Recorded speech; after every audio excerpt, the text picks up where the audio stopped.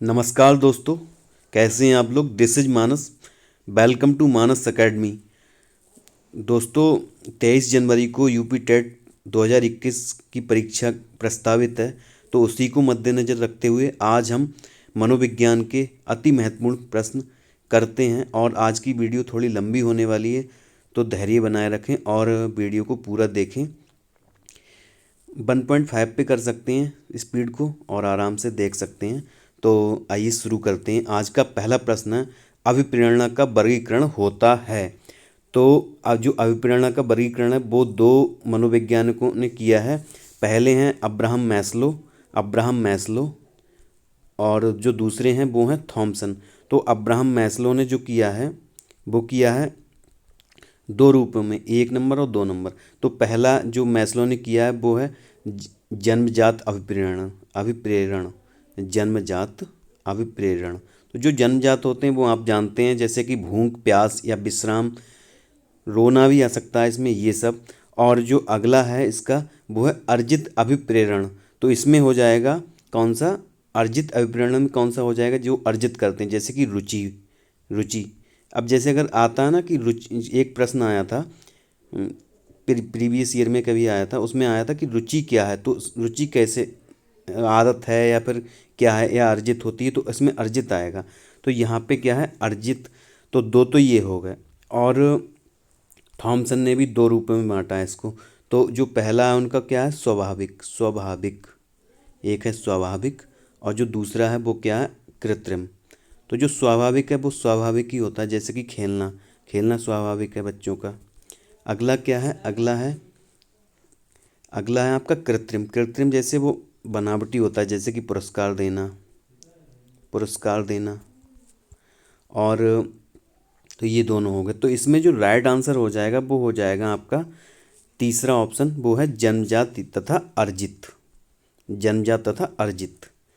अगला प्रश्न देखते हैं, सीखने की प्रक्रिया में सीखने का स्थानांतरण हो सकता है। तो यहाँ पे जो सीखने का स्थानांतरण होता है वो सभी रूपों में होता है, कई प्रकार के रूपों में होता है, जैसा कि यहाँ पे सकारात्मक हो गया, नकारात्मक हो गया, शून्य हो गया। और जब ये तीनों हो गए तो क्या हो गया, इसका जो राइट जवाब वो क्या हो गया आपका, यह सभी। ये हो जाएगा यह सभी। अगला देख लेते हैं। अगला है, निम्न में से कौन सा मत अंतर्दृष्टि द्वारा सीखने की व्याख्या करता है। तो यहाँ पे पहला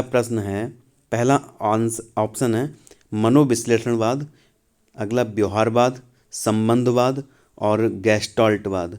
तो इसका जो राइट हो जाएगा आंसर वो हो जाएगा गैस्टाल्टवाद। सीखने की अंतर्दृष्टि या सूझ के सिद्धांत का प्रतिपादन जर्मनी के गैस्टाल्टवादियों द्वारा किया गया था, इसलिए इस सिद्धांत को क्या कहा जाता है, गैस्टाल्ट सिद्धांत कहते हैं।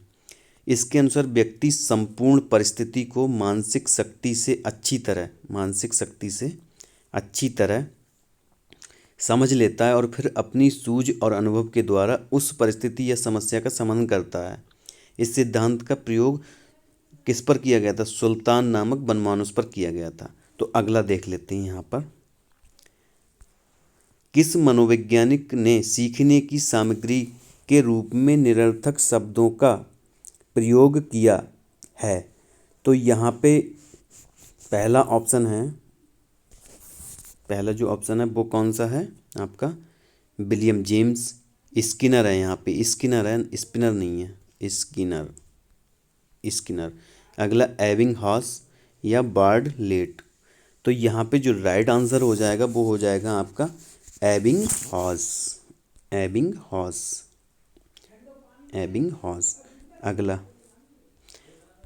अगला है, सीखने के नियम दिए हैं। तो जो सीखने के नियम दिए हैं वो बताना है किसने दिए हैं। तो यहाँ पे हो जाएगा पॉवलव, स्किनर है यहाँ पर भी, थॉर्नडाइक और कोहलर। तो यहाँ पे जो राइट हो जाएगा वो कौन सा हो जाएगा आपका, आप समझ गए होंगे, यहाँ पे हो जाएगा थॉर्नडाइक।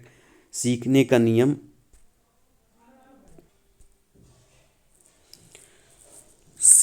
नियम, का प्रतिपादन किसने किया, थॉर्नडाइक ने किया है। और थॉर्नडाइक का पूरा नाम है एडवर्ड थॉर्नडाइक। वह यूएसए के मनोवैज्ञानिक थे। इसने पशु व्यवहार तथा सीखने की प्रक्रिया दोनों पर कार्य किया था। इन्होंने 3 नियम दिए, तत्परता का नियम, प्रभाव का नियम, तत्परता का नियम, तत्परता का नियम, प्रभाव का नियम, और जो अगला है वो है आपका अभ्यास का नियम। और इनमें से हमेशा ही प्रश्न आते रहते हैं, इसमें से ये 3 दे देगा, एक अलग दे देगा, वो छांटना होता है, तो बस ये वाला आता रहता है बार बार। अगला है सीखना। तो सीखना क्या है? व्यवहार में परिवर्तन है। व्यवहार में परिवर्तन, अनुभव तथा अभ्यास का परिणाम, व्यवहार में अपेक्षा का स्थायी परिवर्तन, यह सभी। तो यहाँ पर यह सभी होना चाहिए, और जो है भी सही, क्योंकि व्यवहार में परिवर्तन भी सीखने के नियम को कहते हैं, सीखने को कहते हैं। अनुभव तथा अभ्यास का परिणाम भी सीखना ही है। व्यवहार में अपेक्षा का स्थायी परिवर्तन, स्थायी परिवर्तन होता ही है। तो अब अगला देख लेते हैं, शारीरिक वृद्धि और विकास को कहते हैं। तो शारीरिक वृद्धि और विकास को क्या कहते हैं? यहाँ पे जो पहला ऑप्शन है, तत्परता, अभिवृद्धि, गतिशीलता, आनुवंशिकता। तो यहाँ पे राइट हो जाएगा अभिवृद्धि। यहाँ पे राइट जवाब हो जाएगा अभिवृद्धि। अधिगम सीखना सतत रूप से, अधिगम या सीखना सतत रूप से चलने वाली वह सार्वभौमिक प्रक्रिया है जो जन्म से प्रारंभ होती है और मृत्यु पर्यंत चलती रहती है। ठीक है, अगला देख लेते हैं।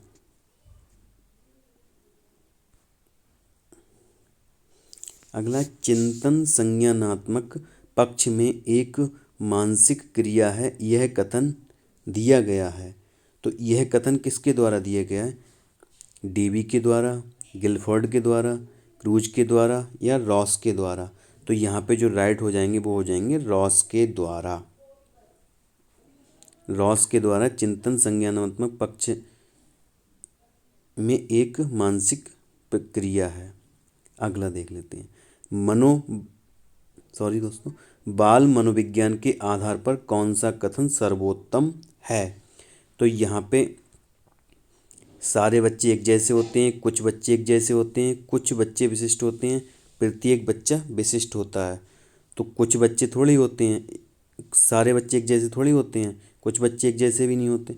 तो यहाँ पे जो राइट हो जाएगा वो हो जाएगा प्रत्येक बच्चा विशिष्ट होता है, प्रत्येक बच्चा विशिष्ट होता है। अगला प्रश्न देख लेते हैं यहाँ पर। अगला है, बाल मनोविज्ञान का केंद्र बिंदु है। तो बाल मनोविज्ञान का केंद्र बिंदु, ये तो बहुत सरल प्रश्न आ गया। तो यहाँ पे बता सकते हैं, ये पहला है बालक, अच्छा शिक्षक, शिक्षण प्रक्रिया, विद्यालय। तो बाल केंद्र की बात की जाती है हमेशा ही, तो यहाँ पे हो जाएगा बालक। अगला, अच्छी स्मृति की विशेषताएं हैं।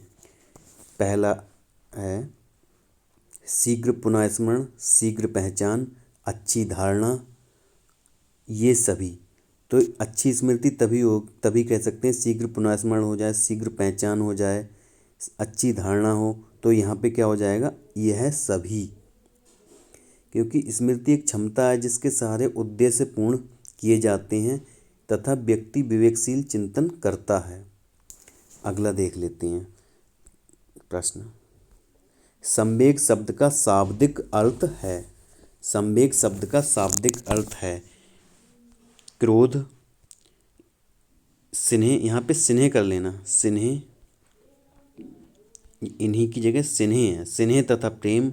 अगला, उत्तेजना तथा भाव में उथल पुथल। और अगला है उपरोक्त में से कोई नहीं। तो यहाँ पे जो राइट हो जाएगा वो कौन सा हो जाएगा? उत्तेजना तथा भाव में उथल पुथल। अब जो संवेग है, संवेग का शाब्दिक अर्थ क्या होता है? वेग से युक्त, अर्थात जब व्यक्ति वेगवान होकर कार्य करता है, वेगवान होकर कार्य करता है तो उसे संवेग कहते हैं। अंग्रेजी भाषा में इसे क्या कहा जाता है? जो संवेग है उसको क्या कहा जाता है? Emotion, emotion.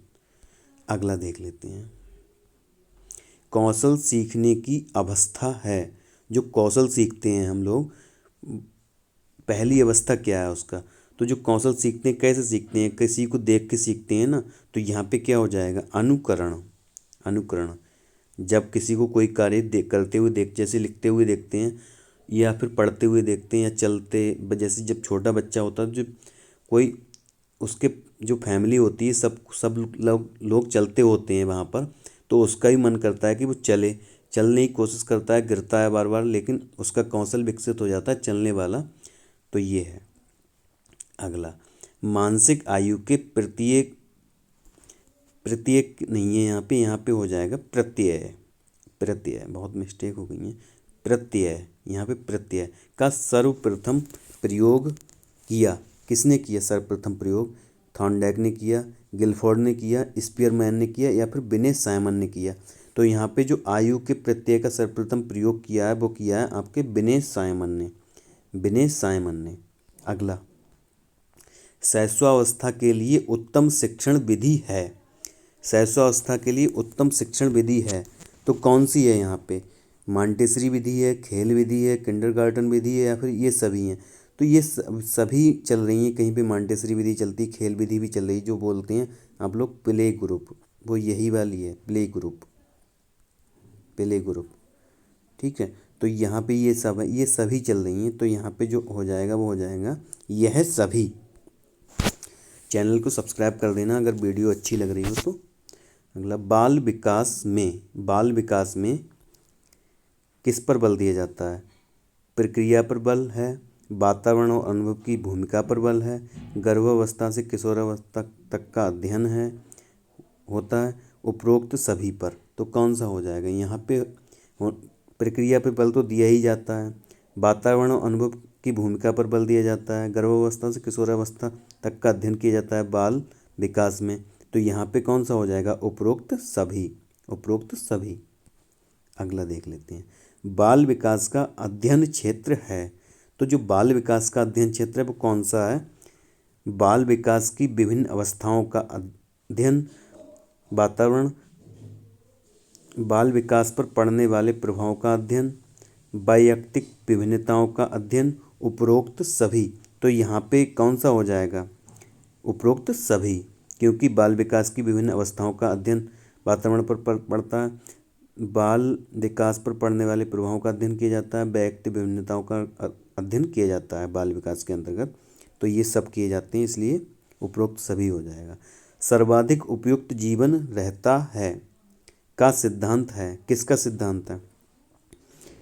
तो लैमार्क का, हैरिसन का, डार्विन का, या फिर मैकडूगल का? यहाँ पे डूगल है, डूगल, मैकडूगल। तो किसका है? तो यहाँ पे हो जाएगा डार्विन।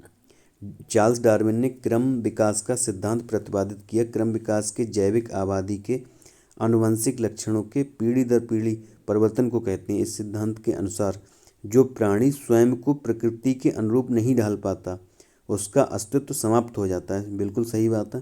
तथा केवल वे ही प्राणी जीवित हैं जो स्वयं को प्रकृति के अनुरूप ढाल लेते हैं। तो समायोजन करना बहुत ज़रूरी है, ढालना बहुत ज़रूरी है वातावरण के अनुसार। अगला, बिने साइमन परीक्षण द्वारा मापन किया जाता है। तो यहाँ पे है सामान्य बुद्धि का, विशिष्ट बुद्धि का, अभिवृद्धि का, या अभिक्षमता का।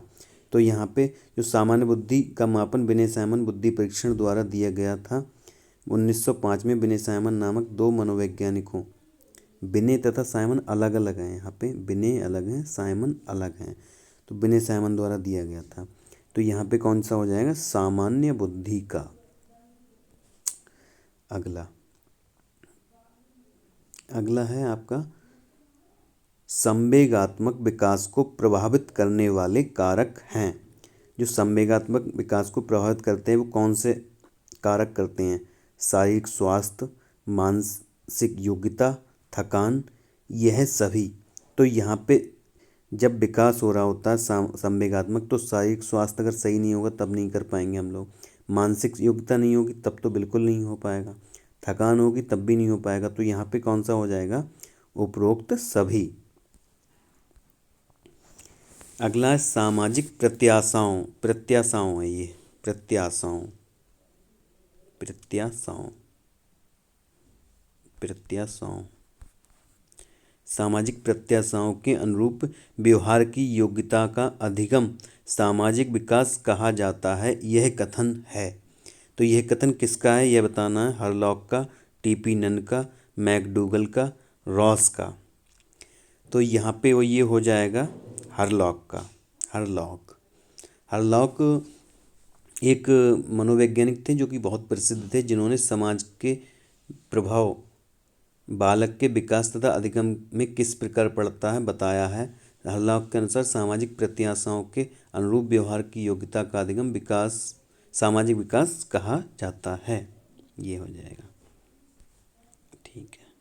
सीखने का सर्वाधिक उपयुक्त अर्थ है। जो सर्वाधिक उपयुक्त अर्थ है वो बताना है।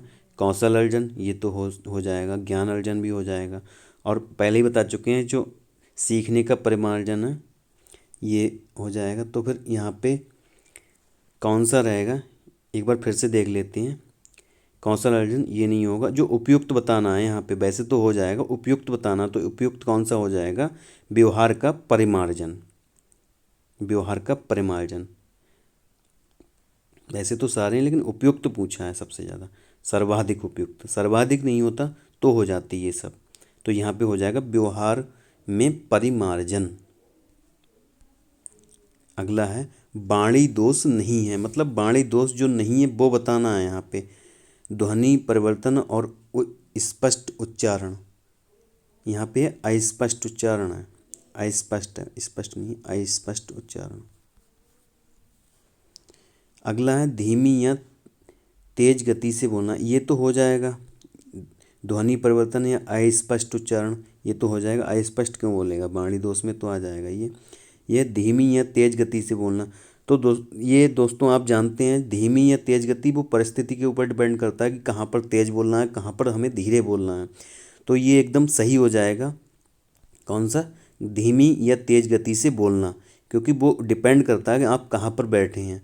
तो धीमी या तेज गति वाणी दोष नहीं है। बाकी हकलाना तुतलाना, तीव्र अस्पष्ट वाणी, या यहाँ पर भी अस्पष्ट है, यहाँ पर भी, तो ये तो अपने ही आप गलत हो गया, और हकलाना भी गलत हो जाएगा। तो सही हो जाएगा आपका धीमी या तेज गति से बोलना। परिस्थिति पर डिपेंड करता है क्योंकि। अगला है मूल्यों के वर्गीकरण में सम्मिलित नहीं है। तो पहला है आध्यात्मिक मूल्य, एन केन प्रकरण धन अर्जन का मूल्य, नैतिक मूल्य और सामाजिक मूल्य, ये सांस्कृतिक मूल्य। तो यहाँ पे अलग ही दिख रहा है, जो सही है इसका जवाब मतलब नहीं है, मूल्यों के वर्गीकरण में सम्मिलित नहीं है। तो नेगेटिव वाला उठाना है यहाँ से। तो ये हो जाएगा एन केन प्रकारेण धन का अर्जन, ये हो जाएगा सही। अगला देख लेते हैं यहाँ पर। अगला है मूल्यों के वर्गी, अच्छा यही फिर से आ गया। व्यक्तित्व के संगठन का स्वरूप है अंतर्मुखी, बहिर्मुखी, उभयमुखी। यहाँ पे उभयमुखी है, उभयमुखी, उभयमुखी, सामाजिक निर्भर। तो कौन सा हो जाएगा, यहाँ पे हो जाएगा आपका अंतर्मुखी। अंतर्मुखी व्यक्ति एक महत्वपूर्ण गुण जो अंतर्मुखी व्यक्ति होता है उसका एक महत्वपूर्ण गुण ये है कि वो आत्म केंद्रित होता है। आत्म केंद्रित होता है। और क्या है, ऐसे व्यक्ति अकेला रहना पसंद करते हैं। और क्या है, तथा बाह्य परिस्थितियों के अनुसार खुद को समायोजित करने में कठिनाई महसूस करते हैं। ऐसे लोग कैसे होते हैं, एक शब्द में कहा जाए तो क्या कहा जाएगा, निराशावादी।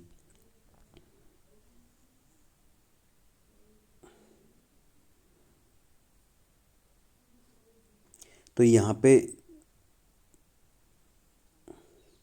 दोस्तों इसका प्रश्न कुछ गड़बड़ लग रहा है मुझे। अगला देख लेते हैं। अगला है अपने ऊर्जा बल को बाहर की ओर अभिव्यक्त करने वाले व्यक्ति का प्रकार होता है। अपने ऊर्जा बल को बाहर की ओर अभिव्यक्त करने वाले व्यक्ति का प्रकार होता है। तो यहाँ पे हो जाएगा जो पहला है वो हो जाएगा ऑप्शन ज्ञानात्मक व्यक्तित्व, कलात्मक व्यक्तित्व, बहिर्मुखी व्यक्तित्व और धार्मिक व्यक्तित्व। तो यहाँ पे हो जाएगा बहिर्मुखी व्यक्तित्व, ये है। अगला है कक्षा 4 का एक बच्चा सदैव चिंतित और कुंठित रहता है। आप क्या करेंगे, उसके अभिभावक से शिकायत करेंगे, मनोचिकित्सक के पास ले जाएंगे, स्वयं, जो तीसरा है वो है स्वयं परामर्शदाता की भूमिका का निर्वाह करेंगे। अगला है उसे उसके भाग्य पर छोड़ देंगे, उसे उसके भाग्य पर थोड़ी छोड़ देंगे। तो क्या करेंगे यहाँ पे, स्वयं परामर्शदाता की भूमिका का निर्वाह करेंगे। ये वाला सही हो जाएगा, स्वयं परामर्शदाता की भूमिका का निर्वाह करेंगे। अगला है, व्यक्तित्व के संगठन का स्वरूप है। ये वाला है, देखो वो वाला गलत हो गया तो उसमें ऑप्शन गलत आ गए थे। व्यक्तित्व के संगठन का स्वरूप है, तो यहाँ पे है पहला सामाजिक आर्थिक, मनोवैज्ञानिक सामाजिक, सामाजिक राजनीतिक, मनोवैज्ञानिक आध्यात्मिक। तो यहाँ पे जो राइट जवाब हो जाएगा वो कौन सा हो जाएगा, मनोवैज्ञानिक सामाजिक। मनोवैज्ञानिक तथा शारीरिक गुणों में से के मिलने से एक अच्छे व्यक्तित्व का निर्माण होता है। इन दोनों गुणों में से किसी एक की भी अनुपस्थिति से व्यक्तित्व का संतुलित विकास नहीं हो सकता। भाषा विकास का सिद्धांत नहीं है, भाषा विकास का सिद्धांत नहीं है। अनुबंधन का सिद्धांत, परिपक्वता का सिद्धांत, अतिरिक्त शक्ति का सिद्धांत, परिपक्वता का सिद्धांत। तो यहाँ पे राइट हो जाएगा अतिरिक्त शक्ति का सिद्धांत, अतिरिक्त शक्ति का सिद्धांत। जो तीन हैं इसके भाषा विकास के सिद्धांत के, वो कौन कौन से हैं आपके, अनुबंधन का सिद्धांत, परिपक्वता का सिद्धांत, ये यहाँ पे ये भी सेम हो गया, परिपक्वता का सिद्धांत। तो ये दोनों हैं, ठीक है। और जो एक और है वो होता है आपका अनुकरण का, अनुकरण यहाँ पे रह गया टाइप होने को, अनुकरण का सिद्धांत। तो ये है अनुकरण का सिद्धांत, ठीक है, अनुकरण का सिद्धांत। अब अगला प्रश्न देख लेते हैं। आज दोस्तों यहाँ क्या है, भारतीय प्रवासी दिवस। आज के ही दिन 15 जनवरी 1915 को दक्षिण अफ्रीका से महात्मा गांधी जी आए थे। उन्हीं की याद में भारतीय प्रवासी दिवस मनाया जाता है। अगला है, संवेग व्यक्ति की उत्तेजित दशा है। यह कथन निम्नांकित में से किसका है। तो पहला है जीन पियाजे, वुडवर्थ, वैलेंटाइन और रॉस। तो यहाँ पे जो राइट हो जाएगा वो हो जाएगा वुडवर्थ। अगला देख लेते हैं। अगला है, शैक्षिक विकास में मूल्यांकन का अर्थ है।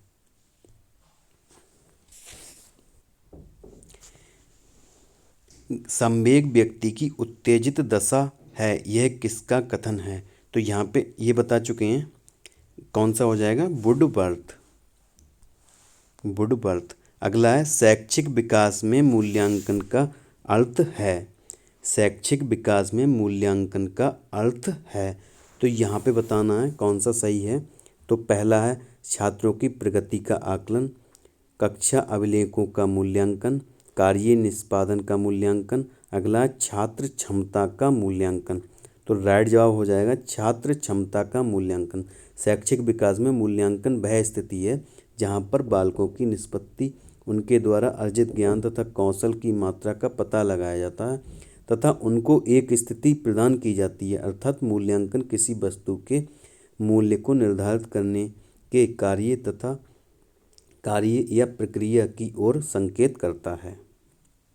अगला, कौन से गुण अच्छे मानसिक स्वास्थ्य के नहीं हैं। कौन से गुण अच्छे मानसिक स्वास्थ्य के नहीं हैं। तो पहला है नियमित जीवन, संवेगात्मक परिपक्वता। अगला है आत्मविश्वास, सहनशीलता, बहुत विनीत, स्वयं में सीमित, वास्तविकता की स्वीकृति, स्वमूल्यांकन की योग्यता। तो ये भी हो जाएगा नियमित जीवन, संवेगात्मक परिपक्वता, आत्मविश्वास तो होना ही चाहिए, वास्तविकता की स्वीकृति, जो हम हैं उसको स्वीकृत करना चाहिए, ये वाली होनी चाहिए प्रवृत्ति, और स्वमूल्यांकन की योग्यता भी होनी चाहिए। कौन सा नहीं होना चाहिए, बहुत विनीत, स्वयं में सीमित। ऐसे लोगों को अक्सर समाज में क्या कहा जाता है, मंदबुद्धि कहा जाता है, जो बहुत विनीत और बहुत ही ज़्यादा सीमित होते हैं स्वयं में। तो अगला हो जाएगा, आज क्या है, गुरु गोविंद सिंह की जयंती है। और दोस्तों गुरु पर्व की आपको हार्दिक शुभकामनाएं। ये रहे गुरु गोविंद सिंह जी, इनके साथ हमेशा बाज रहता था। अगला है प्रश्न। तो बस आज की क्लास यहीं पर समाप्त होती। दोस्तों धन्यवाद, जय हिंद, और लाइक एंड सब्सक्राइब करते चलना है। अगर वीडियो पसंद आए तो सब्सक्राइब कर लेना दोस्तों। जय हिंद, जय भारत।